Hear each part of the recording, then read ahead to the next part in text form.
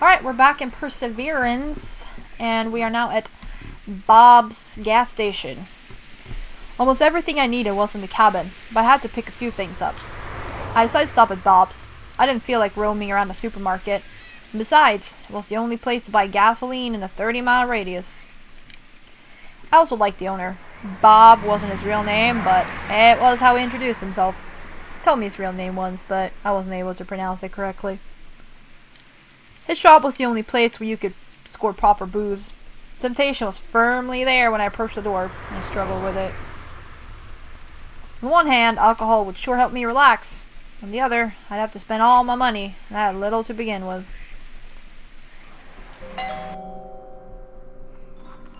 Hi, Bob. Oh. I guess Bob does look good. Jack! Good to see a familiar face. Okay, I don't know how to voice these people anymore. Just, yeah. Like you see any other faces in here. You'd be surprised. I doubt I've ever seen as many new people as during the last 2 weeks. How come? Beats me. Ever since they built the highway, there was almost no traffic around here. Especially at this time of year. But hey, who am I to complain? The more customers, the more money comes in. Anyway, what brings you here? Off for a trip? Yep, I feel like I need some time off. Where's Hope? Isn't she coming with you? Not this time. That's a first. I thought you were trying to teach her survival skills. She seemed into it. I still do, it's just... Well, I had a big fight with Natalie over it. Want to talk about it? Natalie gave me a lecture about kids' responsibility. She said Hope didn't want to learn about hunting. Turned out to be true. Hope admitted it. I don't know what to think about this all yet. Hope doesn't want to learn hunting, so don't force her.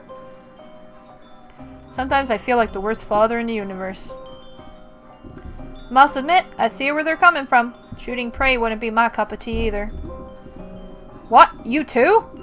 Guess it makes me the last barbarian in town. I like animals. They're living beings just like us. Instead of killing, I would rather protect them and admire their beauty. You know, I wanted to become a vet once. Didn't work out, though. Still paying off a painful loan from trying. Hunting isn't only about killing. It's about going back to your primal self. It's about tapping into your true instincts. It actually teaches you to respect nature. Well, maybe. Still ends with the animal dying. I believe you can have another kind of strength. I am with Bob on this one. For example, Natalie seems to be pretty strong and capable enough to provide for you guys, even though I doubt she has ever shot an animal. Yeah, about that. Aren't you and Nat getting too familiar with each other? Oh, please. What do you mean? She told me you're her handyman. You want to go do a good deed and help a woman in need. Knight in shiny armor. Where's your horse, Chief? Same place yours is. Ha. Haha. What can I get you, Jack? I'll have a lighter, some batteries, and a few of those energy bars. Oh, and a flashlight. Last one I had is dead. You have some bandages? Sure thing. Great, I'll take one. It's safer to have some. One bandage? Just one? Should I get you the usual order as well? Actually, I think I still have some left in my cabin, but... Don't buy booze! Nuh-uh! I think I'll pass this time around. Okay, so just a flashlight, a bandage, some batteries, and energy bars. Here we go. Here you are. Thanks. Get the change. Bob? Yep. You said there are different kinds of strength in the world. I think you're right. And I want my daughter to have all of them. I want her to be ready for whatever life throws at her. You're a good man, Jack. Your heart's in the right place. You just need to find your way. Gotta do my best, I guess. Have a good one, man. Bye, Chief. I had everything I needed. Oh, Friday, 1805, Bob Station. It was in there for like, what, 30 minutes? Something like that? I intended to go straight to the cabin, leaving all the worries behind for a while. I was looking forward to getting away from the issues at home and focusing on something else. As I was putting my supplies into my car, I noticed something strange. A young woman was strolling down the roadside. At first she caught my attention simply because she was coming from outside of the town. The longer I watched her, the stranger it seemed. She looked to be around her 30s, but she was dressed more like a teenager. I was pretty sure she wasn't from around the town either. Couldn't figure out what she was doing out there all by herself. Her clothes didn't suggest that she had come from a hike. They were far too thin for the time of year, and she wore heavy makeup. It was smudged here and there, as if she had just run away from a bad party.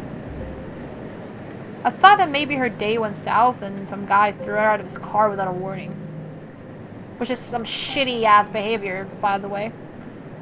She looked confused, but strangely enough, she seemed happy at the same time. I decided I might as well talk to her. I mean, wouldn't you be curious too? Be polite, obviously. Hello, miss. Hello, angry mister. I'm not angry. My name's Jack. I'm Jane. Is everything alright? You look a bit lost. Well, I guess I am. Where am I? We're in Grayville. Oh, wow. Never heard of it. Is it pretty? Wow. Aren't you a little, worried? How did you get here? I don't know, really. Should I be worried? I have no idea. How come you don't know how you got here?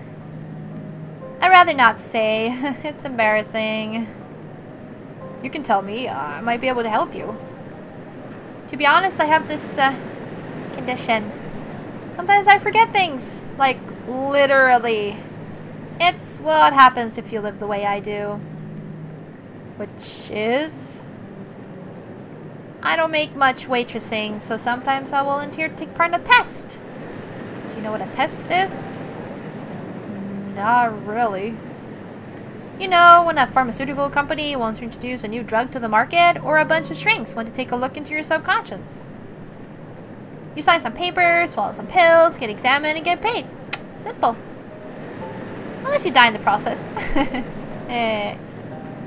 Or you get invited to a random location where they put you with some other people in an unusual situation. Then they observe your behavior in the group and file some papers. I'm basically a part-time lab rat. It still doesn't explain how you got here. I walked for the past couple of miles. Some random guy picked me up and dropped me here. And prior to that? I guess I was taking part in a test. I think it got to do something with food? What was it about? I told you I don't remember. Besides, you're asking way too many questions, Jack. Is there someone we could call and ask to pick you up? That's another question. I guess we could call Jeff, but I doubt he would pick me up. Who's Jeff? My cat. Okay. It seems you're doing fine. I'm hungry. I'll be going now. Wait! There's one thing you could help me with. Yes? I'm a little cold. Give her your jacket, give her some money, don't give her anything.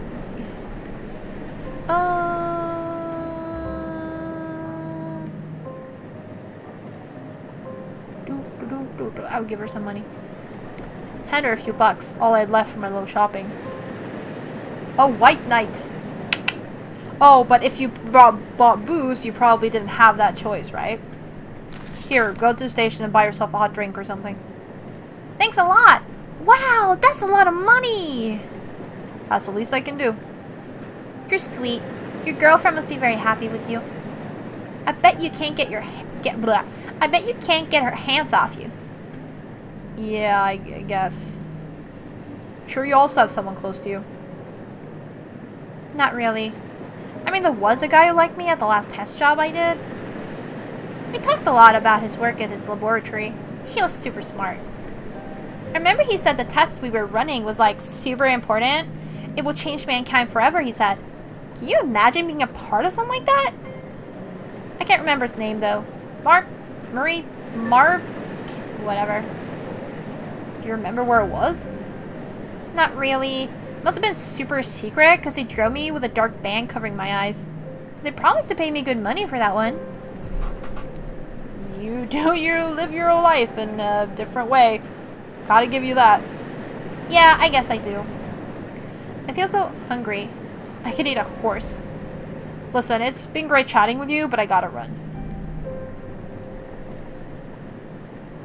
You should ask for Hal Gifford. He's the sheriff around here. He should be able to help you. Hal Gifford. Got it. See you around, Joe. And just like that, she walked away. All I could do was hope that she would eventually get back to wherever she came from. I didn't know that we would meet again in totally different circumstances. Nope. I was already getting late, and I still had a long way to reach my cabin. As I wasn't a big fan of driving after dark, I decided not to waste any more time. With my favorite band on the speakers, I turned on the engine and hit the road. The route I had to take wasn't popular, since most of the traffic moved up the highway. On the one hand, it was good for the town with less cars moving through. On the other, little traffic was bad for businesses such as Bob's. It was bad for business in general. Had it been for the military base employees, the town would have dried out. A few miles out of the town, I saw a woman. She was leaning back against her car, smoking. She seemed relaxed, enjoying the moment. It's Ada from Resident Evil. Seeing her in the middle of nowhere, chilling, gave me a funny feeling. She seemed to be okay with being by herself. I thought I could use a company like that. Back then, I assumed she was just another solitary soul passing through, never to be seen again. I began to understand what Bob talked about, seeing new people and all. For a second, I thought about stopping and enjoying a smoke with her. It's not like it would be cheating or anything. Would it? Never mind. Before I had a chance to make up my mind, I passed her and kept on driving. Had no idea what was coming for me. It took me forever to reach my father's land. I was tired and I didn't know why. For a second, I thought about the woman from the gas station. What was her name again? Oh, Jane. Weird one, that one. Never actually met somebody who got involved in various tests and experiments for a living. The forest had always given me a sense of peace. My father had bought a large piece of land back when he was in his 20s. I wasn't sure what had been his idea for it, but since it was gone, the land belonged to me. If I had known any better, I would have started a plantation of some sort. We chopped down part of the trees and sold them to the highest bidder. But I knew that there was something else about this place and about that cabin. I couldn't put my finger on it, but I was drawn to it like a bee to a flower. 20 minutes later, I finally reached the cabin. Hidden deep in the woods, it was nearly out of reach. It was a place where I could cut off the constant noise. It was exactly what I needed. The sun was down already. I stopped in front of the door to enjoy the silence. The woman at Bob's was lucky I had spare cash on me. Things she said sounded a little out there. It was none of my business, though. We all try to make the best of the time we are given. Couldn't help a strange feeling that it was no coincidence that she showed up in Grayville today. Maybe she was on her way to Murphy's base for some kind of scientific test.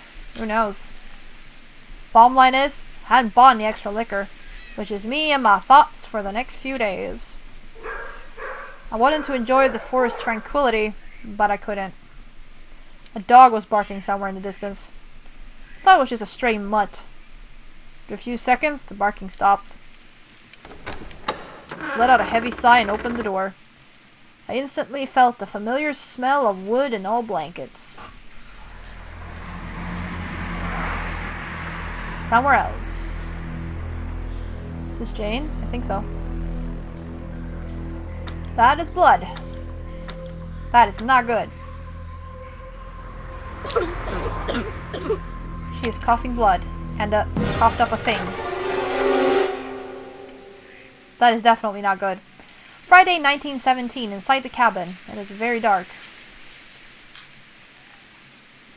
First thing I did was find some matches and build a fire. There we go. It's not so dark anymore. It was a long time since I had stayed at the cabin. The air inside had gone stale. The furniture was covered in thick dust. Judging by the smell, the fungus had crept in somewhere. Felt like home. I didn't have enough energy to take care of it. As soon as I got inside, all my weariness caught up with me. Tossed my bag onto the bed and sat down beside it. The worn-out wood creaked under my weight. I thought that I'd finally have a chance to relax. I was wrong. As soon as I sat down, my phone started to ring. The usually cheerful ringtone was now almost painful to listen to. Remember the times we needed to walk around the house to get a signal? Now these bloody things can catch up with you in the middle of nowhere. I reached down for my phone and checked the screen. There was a single name on it. Natalie. Right. I was supposed to call her. Was it already time for an aftermatch? Can't say I was ready, but I couldn't simply ignore her either. No, you cannot. Hello, Nat. Hi, Jack. How was the road? It was fine. I just got settled. Listen, about earlier, I think all has been said, Jack. Can you please, just for a second, stop pretending like you know it all? Okay.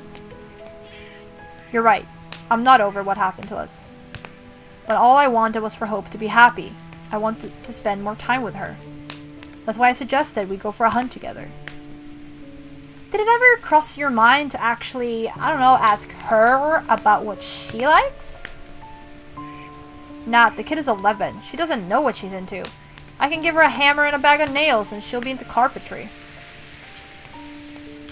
You're not giving, like...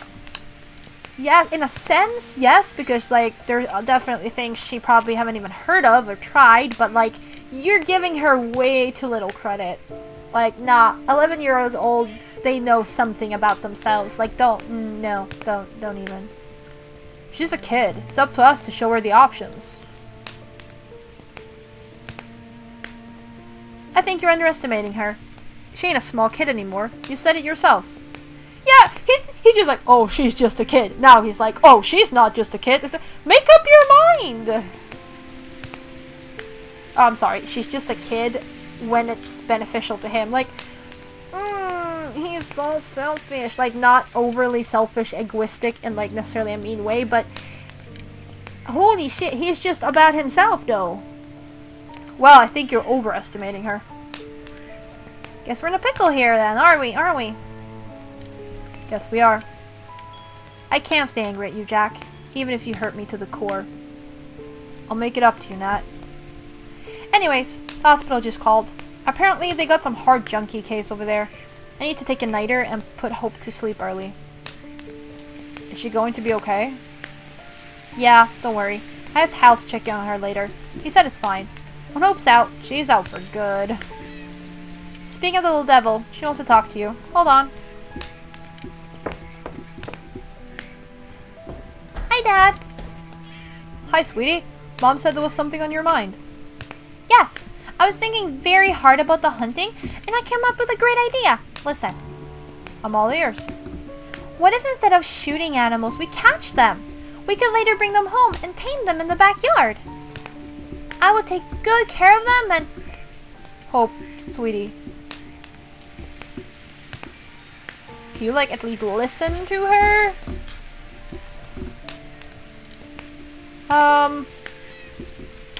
Okay, I don't know what to say here.